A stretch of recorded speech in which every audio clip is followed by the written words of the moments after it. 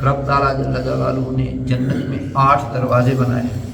کوئی دروازہ ہے اس کا نام باب الریان ہے، اس میں سے روزے دار گزریں گے۔ کوئی دروازہ ہے اس کا نام باب الصلاۃ ہے، اس میں سے نمازیں پڑھنے والے گزریں گے۔ اور کوئی دروازہ ہے اس کا نام باب الحج ہے، اس میں حج ادا کرنے والے گزریں گے۔ کوئی ہے باب الجہاد ہے، جہاد والے اس میں سے گزریں گے۔ تو یہ بندہ اگر کوئی بھی عمل نہ کر پایا تو کیا بنے گا؟ اما بعد فاعوذ باللہ من الشیطان الرجیم، بسم اللہ الرحمن الرحیم،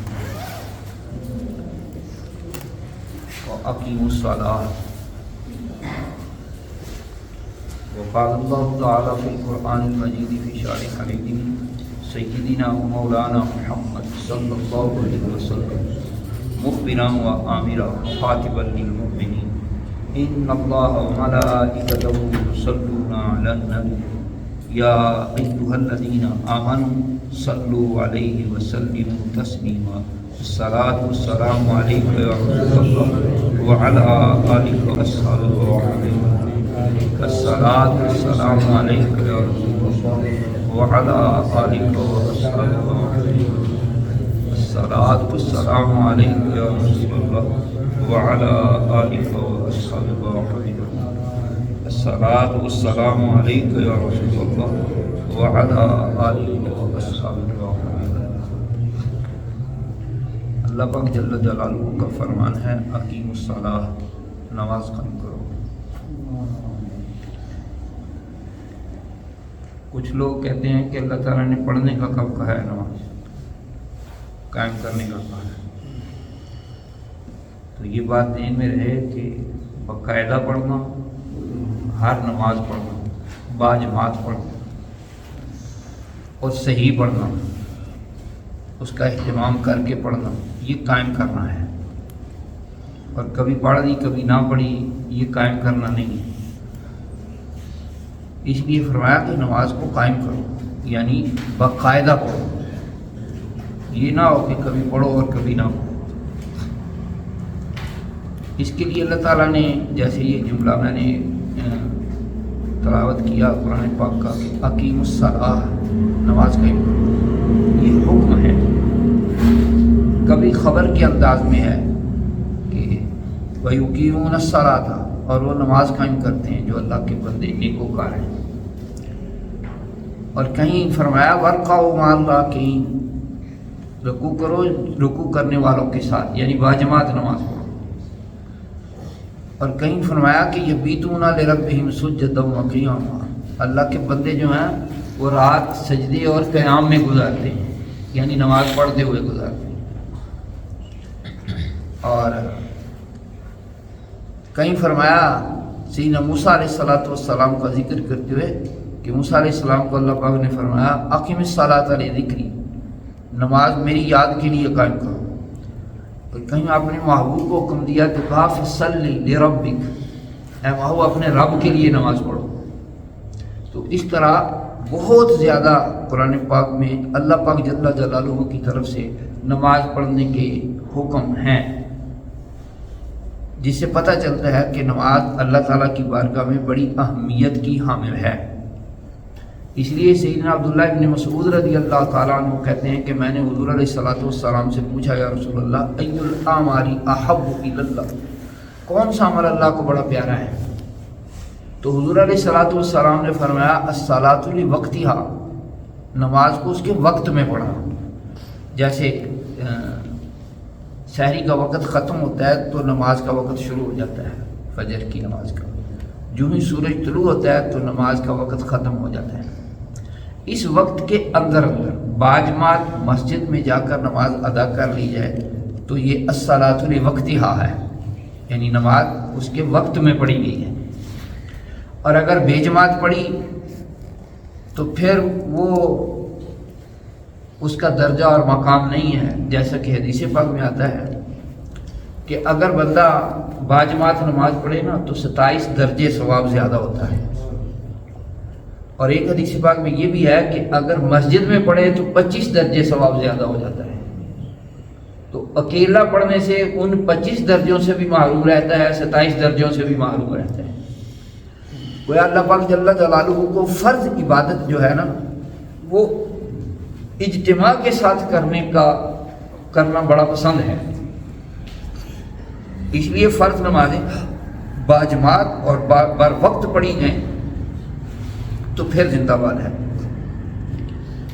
نماز ہر مسلمان بالغ عقل مند مرد ہو یا عورت پر فرض ہے، اگر کوتاہی کرے گا تو گناہ گار ہوگا۔ نماز میں کوتاہی نہیں کرنی چاہیے، ہر نماز بر وقت پڑھنے کی کوشش کرنی چاہیے۔ اگر کبھی کوئی کوتاہی اور کمی رہ ہو جائے تو اس کا یہ مطلب نہیں کہ چھوڑ دے، نہیں، کوشش یہ کرے کہ باجماعت اور بر وقت پڑھے، مسجد میں جا کے پڑھے۔ اور اگر کبھی اس پر عمل نہ ہو سکے، کسی وجہ سے کہیں طبیعت خراب ہے، کسی معاملے میں مشغول ہو گیا ہے ایسا کہ اس طرف توجہ ہی نہیں رہی، ٹائم اوپر ہو گیا یا کوئی اور ایسی بات ہو گئی، تو پھر یہ مطلب نہیں ہے کہ نماز کو چھوڑ دے، نہیں، پھر بھی نماز ادا کرے۔ اور اعلیٰ ترین نماز یہ ہے کہ وقت میں پڑھے، باجماعت پڑھے۔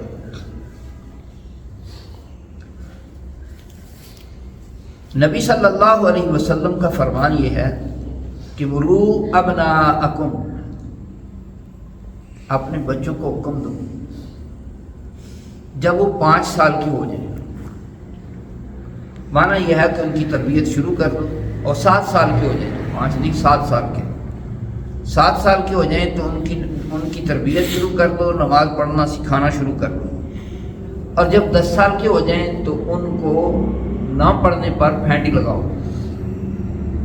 اس طرح کہ وہ پڑھنے کے پابند ہو جائیں، نماز میں سستی نہ کریں۔ پتہ چلتا ہے کہ نماز کی اہمیت بہت زیادہ ہے، اور یہ تربیت کرنے کا مطلب یہ ہے کہ 7 سے 10 سال کے درمیان بچے کی تربیت ہو جائے گی، وہ نمازی بن جائے گا، حتیٰ کہ 10 کے بعد جب وہ سن بلوغ کو پہنچے گا تو نمازی ہوگا۔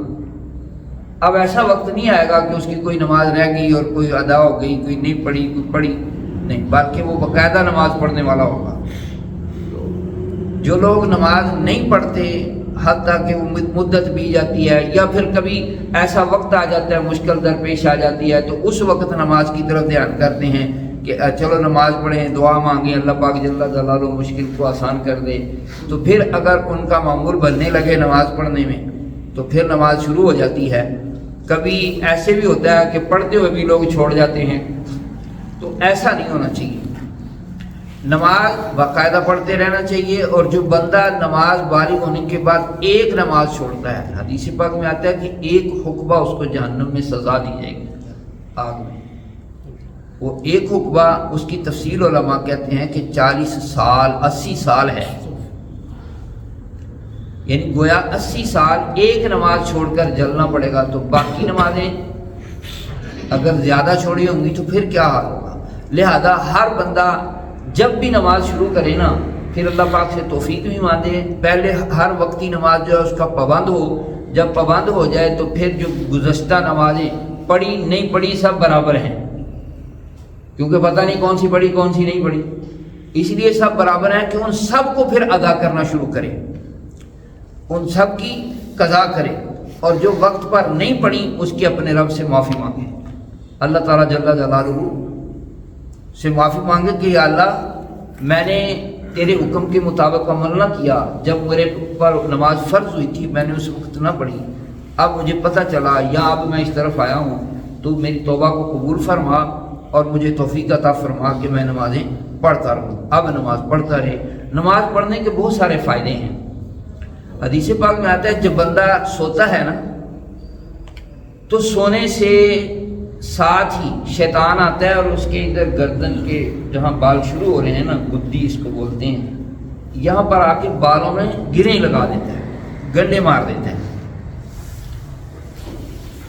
اور بندے کو کہتا ہے کہ سو ابھی بڑی لمبی رات پڑی ہوئی ہے،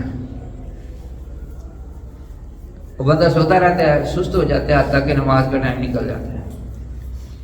اگر وہ بر وقت اٹھ جائے اور اللہ کا نام لے تو اس کی ایک گرہ کھل جاتی ہے، اگر وہ وضو کرے دوسری گرہ کھل جاتی ہے، نماز پڑھے تو تیسری کھل جاتی ہے، یوں اس کی ساری جو دن کی تگودو ہے نا اس میں اسے سکون رہتا ہے، دن کا وقت اچھا گزرتا ہے، بڑا چستی سے وہ گزارتا ہے۔ اور اگر وہ نہ اٹھے تو سارا دن نحوست پڑی رہتی ہے، ادمویا سویا رہتا ہے، اور پھر طبیعت بھی اچھی اور چستی والی نہیں ہوتی، ایکٹیو نہیں ہوتا، اور سستی میں سارا دن گزر جاتا ہے۔ ایک تو یہ فائدہ ہے کہ چستی آئے گی، دوسرا یہ فائدہ ہے کہ شیطان دور ہو جائے گا، تیسرا یہ فائدہ ہے کہ ہر عمل میں برکت ہوگی، چوتھا یہ فائدہ ہے کہ اللہ تعالیٰ کے حکم پر عمل ہوگا کہ اس نے حکم دیا ہے نماز پڑھو، تو اس نماز پڑھنے کی طرف جب چلے گا اور پڑھے گا تو اللہ کے حکم پر عمل ہوگا۔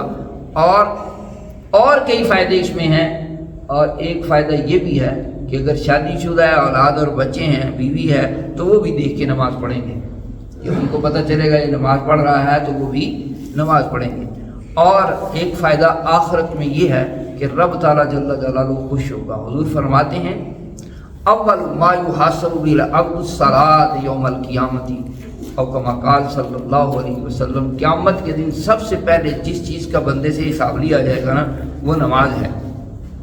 تو اگر نماز میں کامیاب ہو گیا تو باقی جو معاملات ہیں اللہ تعالیٰ نماز کی برکت سے ان میں آسانی عطا فرما دے گا اور اس کی بخشش ہوگی۔ زندگی میں ہم دنیا میں آئے ہیں، اللہ نے پیدا کیا ہے، تو پیدا کر کے اس نے کہا وَمَا خَلَقْتُ الْجِنَّ وَالْإِنسَ إِلَّا لِيَعْبُدُونِ، میں نے جن اور انسان پیدا اس لیے کیے ہیں تاکہ وہ میری عبادت کریں۔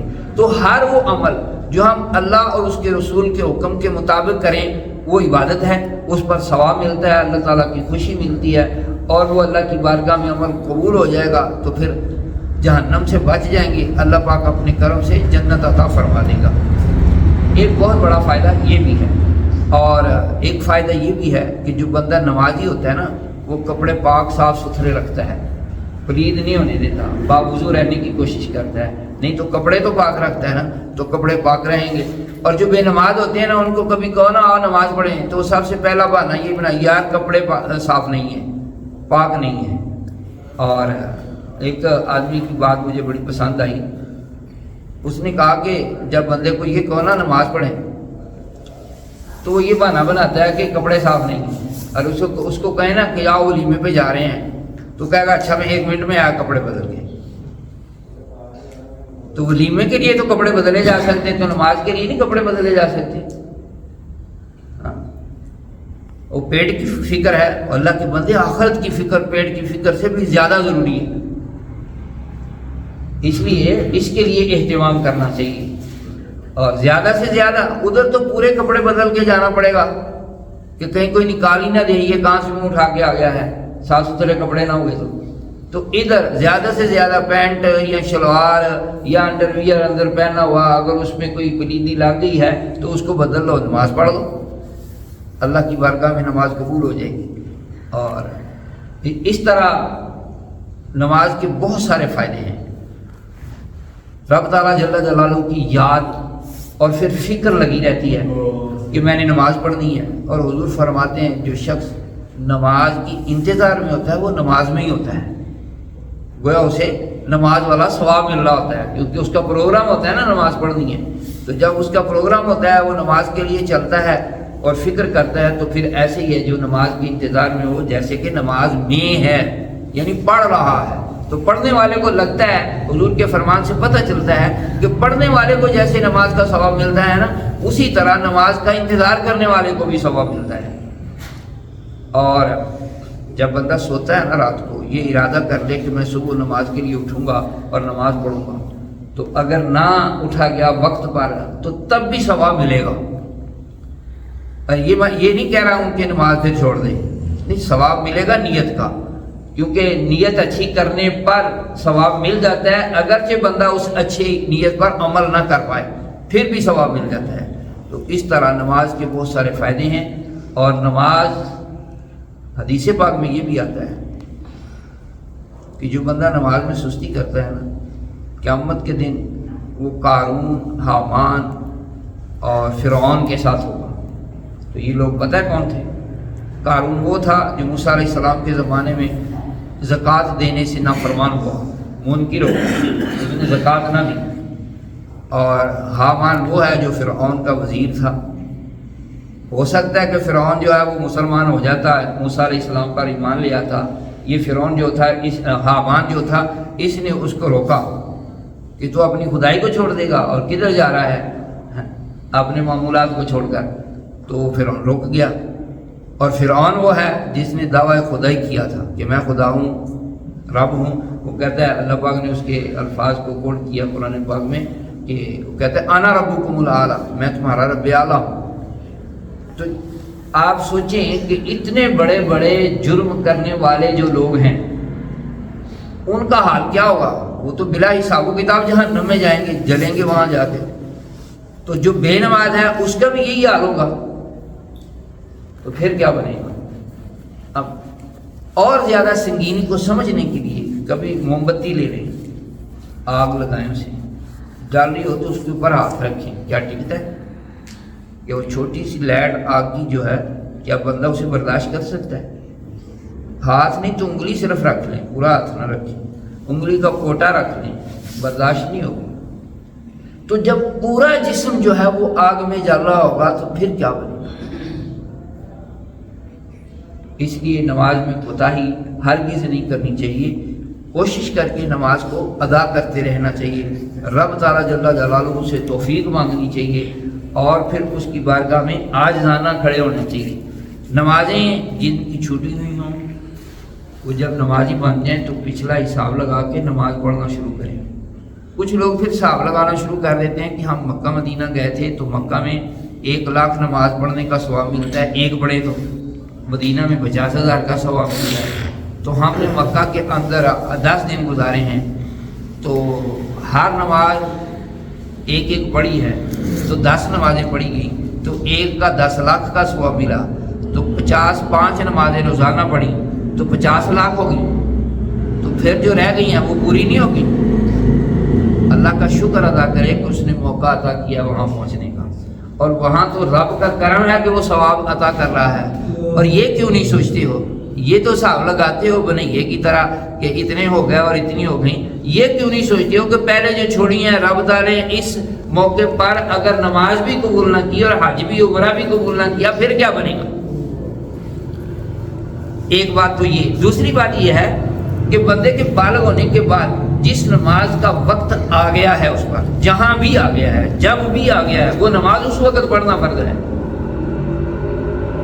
وہ نماز اگر بندہ پڑھ رہا ہے پھر عمرہ کرنے یا حج کرنے وہاں چلا گیا ہے تو وہاں اس نے 50 لاکھ نمازوں کا ثواب لے لیا ہے. تو پھر اس کی پہلی نمازیں کیا بیکار گئیں؟ نہیں، ان کا ثواب ملے گا. اور یہ جو گناہ گار جس نے نمازیں نہیں پڑھی یہ فکر کرے اور ان نمازوں کو ادا کرنے کی کوشش کرے اور معافی مانگے کہ یا اللہ لیٹ ہو گیا اور میں نے پڑھی نہیں ہے، اب مجھے معاف کر دے اور توفیق عطا کر دے کہ میں ان نمازوں کو پورا کر دوں. تو یہ بندے کے لیے مفید بات ہے. اس طرح اگر کرے گا تو وہ اس کے لیے بہتر ہوگا. حضرت ابو درداء رضی اللہ تعالیٰ عنہ سے روایت ہے، کہتے ہیں اوصانی خلیلی، میرے محبوب نے، میرے آقا نے مجھے وصیت کی، حکم دیا، اللہ تشرک باللہ شیئا، کہ اللہ کے ساتھ کسی کو شریک نہ بنانا. یہ شرک بہت بڑا عمل ہے. قرآن پاک میں آتے ہیں ان الشرک لظلم عظیم، شرک بہت بڑا ظلم ہے. اور اللہ پاک یہ بھی فرماتا ہے کہ اللہ تعالیٰ لا یغفر ان یشرک بہ، یہ نہیں معاف کرے گا کہ اس کے ساتھ شریک بنایا جائے کسی کو، یعنی مشرک کی معافی نہیں ہے. وَيَغْفِرُ مَا دُونَ ذَلِكَ، اس کے سوا جو کچھ ہے وہ جس کو چاہے گا بخش دے گا. تو حضور فرماتے ہیں کہ اللہ تعالیٰ کے ساتھ کسی کو شریک نہیں بنانا. اور وَإِن قُطِعْتَ وَحُرِّقْتَ، اگر یہ تجھے کاٹ دیا جائے اور جلا دیا جائے تب بھی شرک کا عمل نہیں کرنا. وَلَا تَتْرُكْ صَلَاةً مُتَعَمِّدًا، صلاتاً مکتوبتاً متعمداً، اور جان بوجھ کر فرض نماز نہ چھوڑنا. اور ایک اور بات، فمن ترکها متعمداً فقد برئت منہ الذمۃ، جس نے جان بوجھ کے نماز کو چھوڑا نا وہ بری الذمہ اس کی طرف سے ہو گیا. اس کا مطلب یہ ہوا کہ اب اللہ تعالیٰ کی مرضی ہے اس کو معاف کر دے یا سزا دے دے.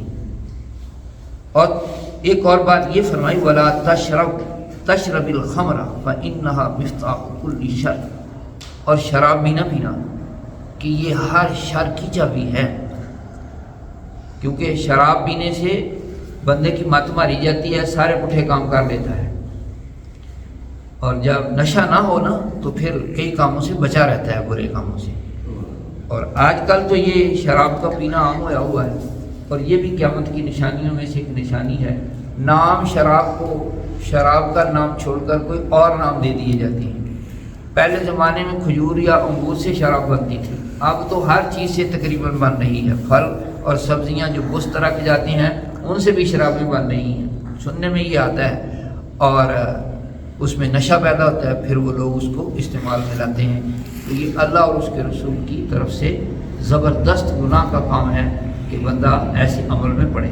اور حدیث پاک میں یہ بھی آتا ہے، شراب کی بات آ گئی، ایک اور میں اس پر ایڈ کر دوں بات کہ حدیث پاک میں یہ آتا ہے کہ جو بندہ دنیا میں شراب پیے قیامت کے دن جنت میں جا کر اس کو شراب نہیں پلائی جائے گی. تو دنیا کی شراب یہ تو مت مار دینے والی ہے، اور جنت کی شراب شرابن طہورا ہے، وہ پاکیزہ شراب ہے، اس کی تو پھر لذت کی کیا بات ہے. تو جو اس سے محروم رہا پھر اس کا کیا بنے گا. رب تعالیٰ جل جلالہ نے جنت میں 8 دروازے بنائے ہیں. کوئی دروازہ ہے اس کا نام باب الریان ہے، اس میں سے روزے دار گزریں گے. کوئی دروازہ ہے اس کا نام باب الصلاۃ ہے، اس میں سے نمازیں پڑھنے والے گزریں گے. اور کوئی دروازہ ہے اس کا نام باب الحج ہے، اس میں حج ادا کرنے والے گزریں گے. کوئی ہے باب الجہاد ہے، جہاد والے اس میں سے گزریں گے. تو یہ بندہ اگر کوئی بھی عمل نہ کر پایا تو کیا بنے گا. اس لیے ہر عمل جس کا وقت ملا ہے اس کو غنیمت سمجھتے ہوئے کر گزرنا چاہیے. رب کریم جل جلالہ سے دعا ہے کہ ہمیں توفیق عطا فرمائے کہ ہم اس کے احکام پر عمل کرتے رہیں اور کسی بھی عمل میں ہم کوتاہی نہ کریں.